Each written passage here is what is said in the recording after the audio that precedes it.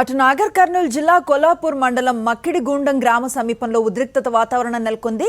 పోడు భూమిలో గిరిజనులు సాగు చేస్తూ ఉండగా అటవీ శాఖ అధికారులు అడ్డుకున్నారు. దీంతో ఇరువురి మధ్య వాగ్వివాదం, తోపులాట చోటు చేసుకున్నాయి. 30 ఏళ్ల నుంచి భూముల్లో సాగు చేసుకుంటున్నామని, ప్రభుత్వం పట్టాలిస్తామని చెప్పిందంటున్నారు గిరిజనులు. ఈ సమయంలో అటవీ శాఖ అధికారులు అడ్డుకోవటం ఏంటని ప్రశ్నిస్తున్నారు.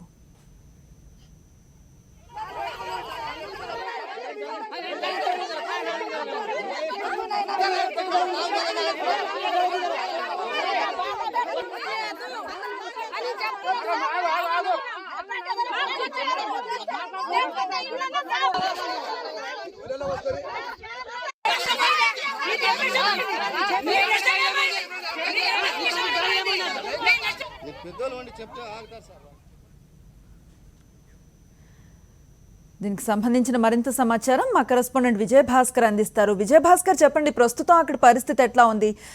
గిరిజనుల వెర్షన్ ఏంటి? అటవీ శాఖ అధికారులు ఏం చెప్తున్నారు?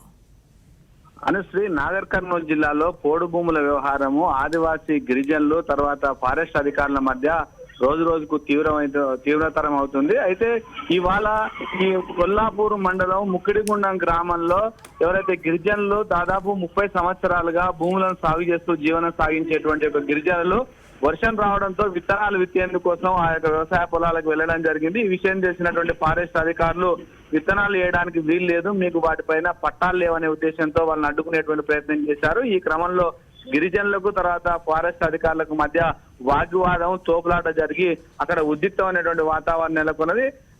ఎట్టి పరిస్థితుల్లో కూడా తాము ఏసి తీరుతామనేటువంటి వైపు గిరిజన రైతులు, మరోవైపు అడ్డుకుంటామని ఈ యొక్క ఫారెస్ట్ అధికారులు చేసినటువంటి వాదనల నేపథ్యంలో అక్కడ ఉద్రిక్తమైనటువంటి వాతావరణం నెలకొన్నది. చివరికి చేసేది ఏది లేక వాళ్ళు ప్రతిఘటించడంతో ఫారెస్ట్ అధికారులు వెనుతిరిగినటువంటి పరిస్థితి ఉంది.